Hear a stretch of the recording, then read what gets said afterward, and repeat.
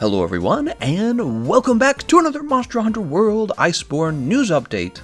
That's right, we have a new roadmap, and it is chock full of information because the development team did another one of their live announcements. So why don't we go ahead and start breaking down what we know so far. On January 23rd, we're going to be getting the Appreciation Festival. This is like one of the holiday events.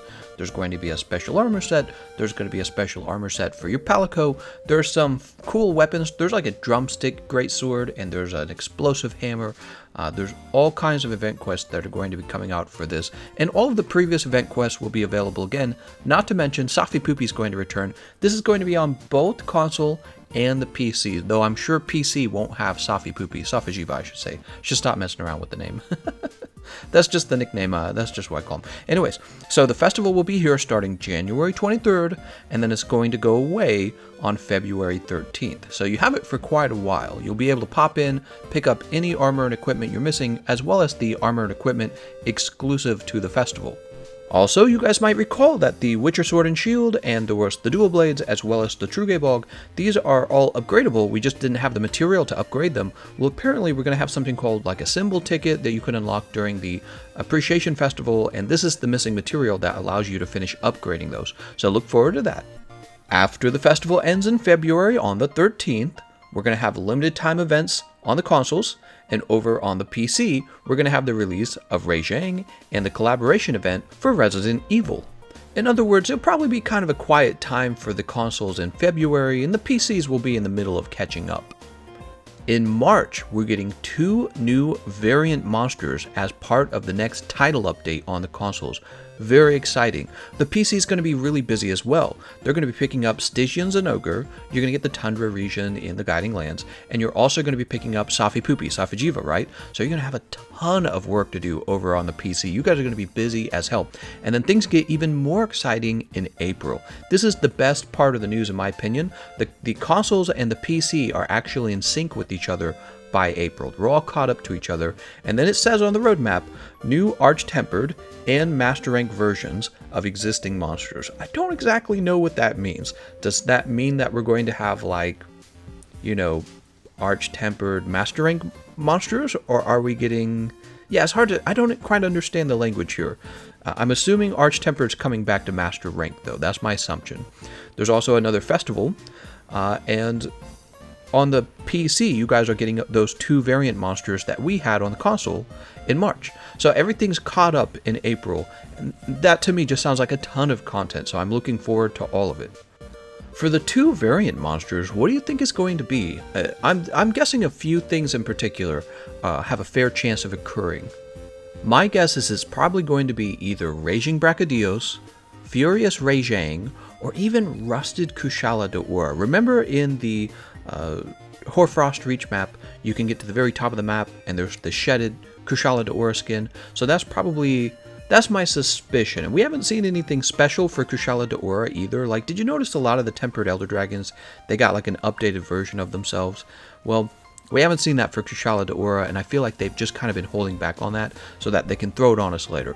That's my suspicion anyways. You guys are welcome to share your own speculations on it. We won't know until February 6th when we're going to be getting the trailer for the new variant monsters, okay? So we're going to be getting a trailer for that fairly soon. It won't be that far away. We're going to have our Appreciation Festival first, and then we'll get the trailer for the new variants.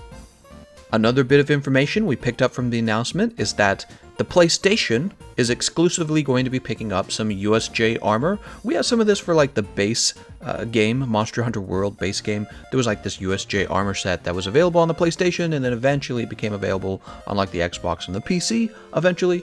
Well, they're going to be having an event quest for the USJ armor set on PlayStation on March 20th, and then once again on May 20th, so 1 month later. And somehow we're not done yet. There's just a little bit more to the roadmap. It mentions in May, we're going to see the return of a fan favorite monster. So you guys can speculate all you want, but I'm going to guess Elytrion. I'm going to guess that right now. Either Elytrion or it's going to be Fatalis, one or the other. Those are the 2 monsters I hear about all the time. Everyone's going to be like, do you think Fatalis is going to be an Iceborne? Everybody asks me that every stream, and I always tell them I have no clue. But the fact that it says that for May, and there's been other hints too, I don't want to spoil anything at this point, but there have been people who have been like trying to data mine and they find certain music files. You guys might know what I'm talking about, but for this announcement video, let's not speculate. Let's not talk about leaks or anything. We also have June. It says new monsters and updates planned for June onwards. Ooh, so that means they're not done supporting the game. Hopefully we see some really terrific boss fights, including May. May has that potential as well. But that's the one thing I'm really missing in Iceborne personally, is a challenge harder than Sophagiva, something really tough. Something like Extreme Behemoth. Something real tough that it will take some practice to actually win, and it will take careful builds to win. So that's what I'm most looking forward to. It sounds like we'll have a busy schedule until May, and then we'll see what we get. What do you guys think of that? What do you think of that? What do you guys think of the return of the Arch-Tempered monsters? Will they be implemented the exact same way as before?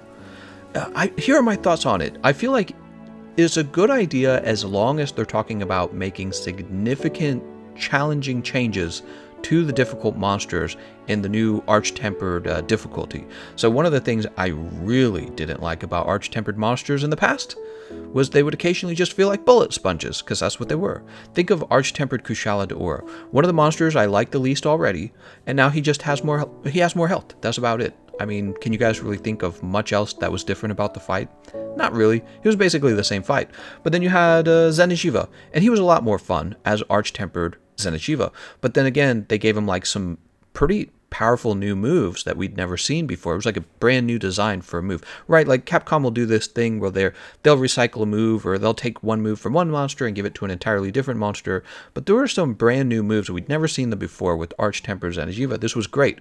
It was also, in my opinion, boosted a bit because the regular Zenitjiva fight was never that satisfying in the first place. It was never that challenging in the first place. So they took the Arch-Tempered Zenitjiva and made it much more challenging, but also a lot more interesting, right?